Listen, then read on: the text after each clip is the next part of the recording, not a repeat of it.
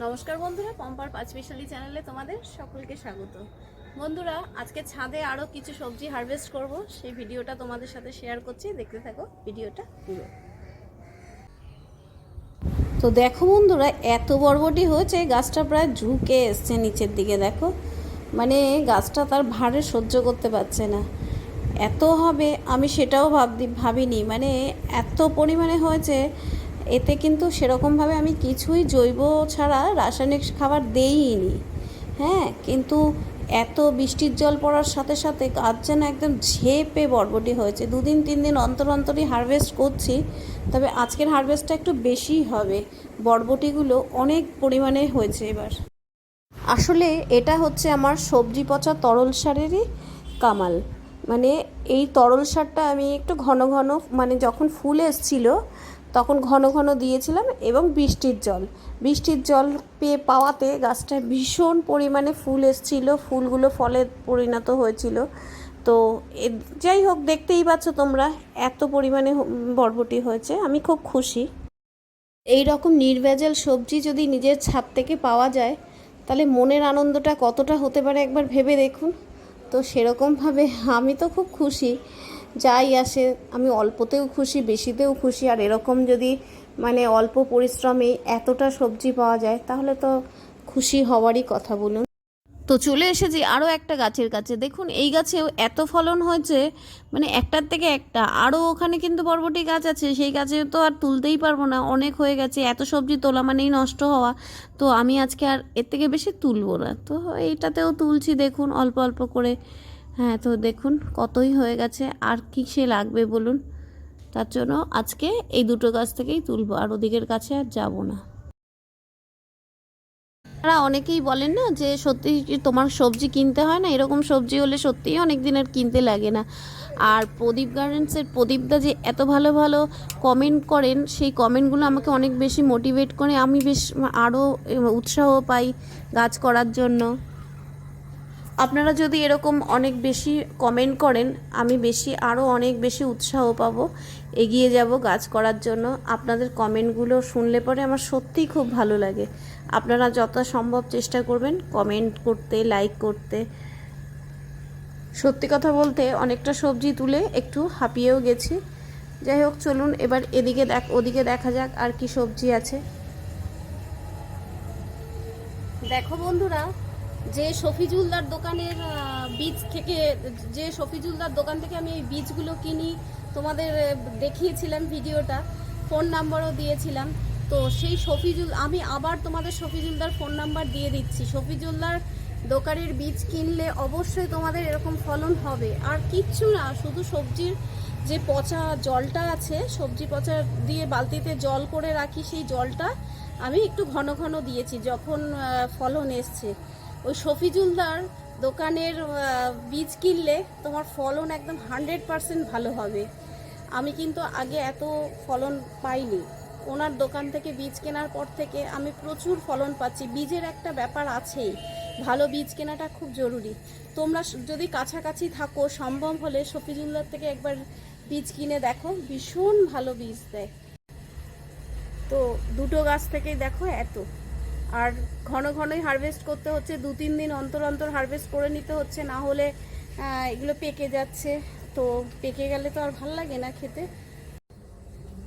দেখো বন্ধুরা, আগে যে গাছটায় চিচিঙ্গা তুলেছিলাম, আজকে চিচিঙ্গা কম আছে। তো তবু একটা দুটো করে যা হচ্ছে তাই হারভেস্ট করছি।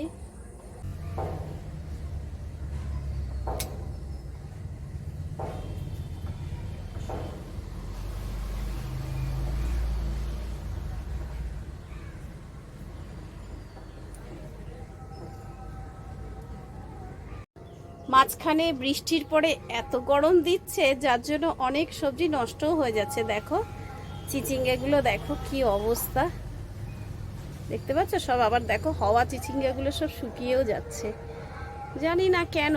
তো মনে হচ্ছে খাওয়ারও একটু কম পড়ে গেছে, তো অনেক চিচিঙ্গা আবার নষ্টও হয়ে যাচ্ছে। তো যাই হোক, আজকে এই দুটোই ভালো পেলাম।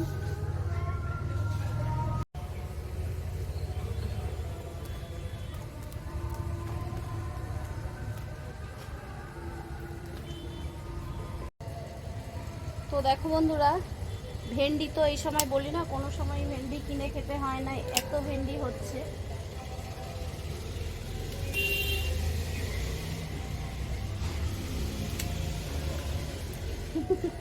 দেখো ভেন্ডি এখন অনেক হচ্ছে।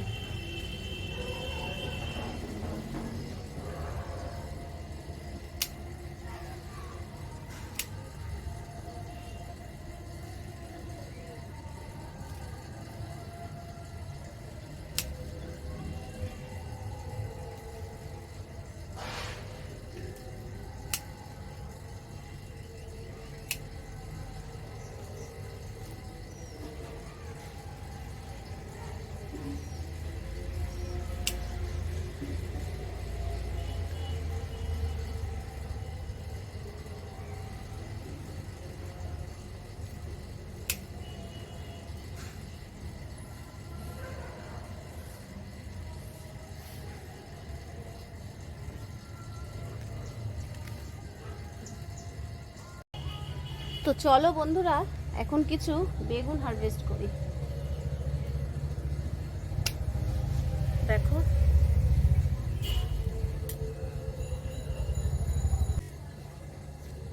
এখনো হারভেস্ট করার মতন হয়নি যদিও ওগুলো।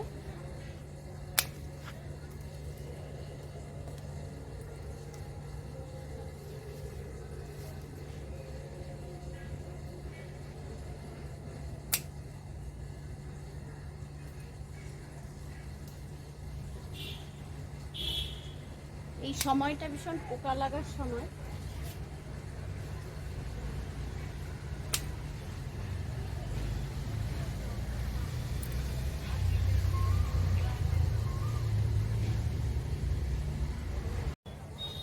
এখানে আরো কিছু কালো বেগুনগুলো আছে, এই বেগুনগুলো কিছু হারভেস্ট করে নেবো আজকে। এই যে দেখো,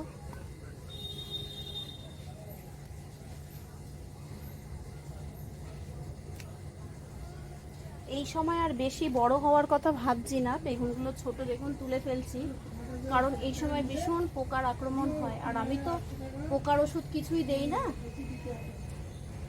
যদি কখনো কিছু দিতে হয় ঘরোয়া উপায়ে কিছু দেই, তাই আমি আর বেশি বড়র কথা ভাবছি না, ছোট ছোট বেগুনই আজকে হারভেস্ট করে নিচ্ছি। তো চলুন, এই গাছটাতে আরও কিছু বেগুন রয়েছে, সেগুলোও আজকে তুলে ফেলি।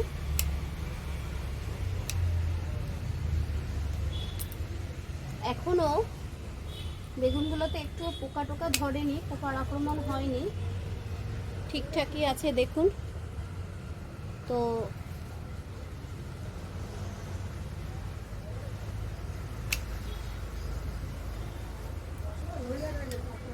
এগুলো অনেকটাই ছোট, আজকে আর হারভেস্ট করব না।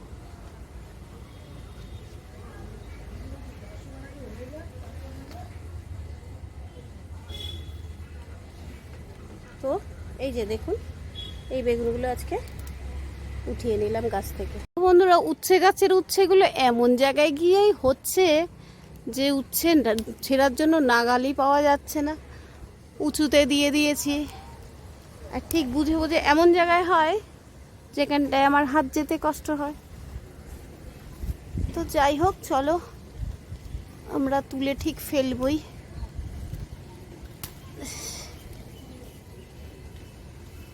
এই গাছটাতেও আছে অল্প অল্প।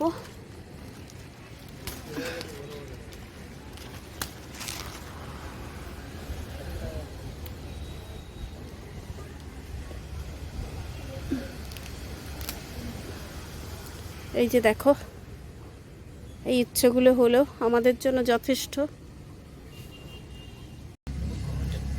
তো দেখো, বন্ধুরা, আমার ছাদের খুবই মজাদার একটা জিনিস, যেটা খেতে খুবই মজারই, খারকন পাতা, ঘ্যাটকুল পাতা, যে যা বলো, দেখো অনেক হয়েছে। কিছুদিন বাদে বাদেই ছাদের থেকে এর যোগানটা আমার ভালোই হয়ে যায়। এর একটা দুটো গোড়া ফেলে দিয়েছিলাম একবার, তারপরে নিজের থেকে এই টব ওই টব করে ভরে যাচ্ছে। আর এইগুলো গাছের গোড়ায় থাকলে এগুলো তো খুব খাদ্য খাবার চায় না, তো অল্পতেই একেবারে হয়ে যায়।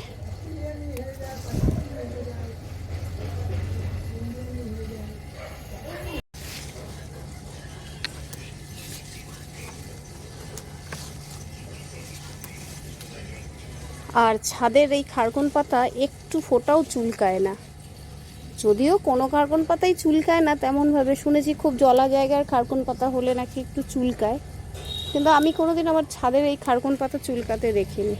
মানে জিভ চুলকানো আর কি, হাত চুলকানো সেরকম কিছু সমস্যা কখনোই দেখিনি। দেখো বন্ধুরা, এর কাছে এসছি তাই দেখিয়ে দিলাম। দেখো লং বেরিটা, পাকিস্তানি লং বেরিটা দেখছো? সেদিন আমরা দেখো রিপোর্ট করে দিয়েছিলাম, তোমাদের সামনেই আমি রিপোর্টটা করেছিলাম। রিপোর্ট করে পাতাগুলো ফেলে দিয়েছিলাম, দেখো নতুন পাতা বেরিয়ে কত ফুল বেরিয়েছে, ফল বেরিয়েছে। দেখো, দেখছো? দেখো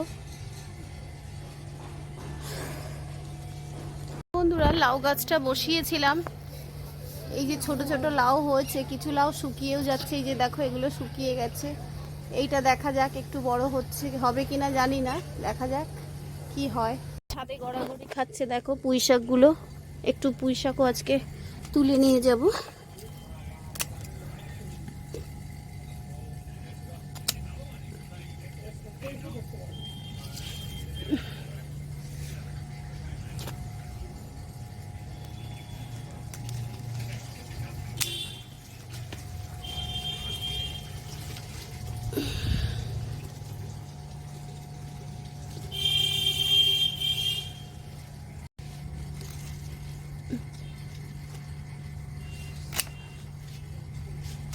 এখানটা রোদ কম পাচ্ছে বলে পুঁই শাকের পাতাগুলো একদম হলুদ হলুদ হয়ে গেছে।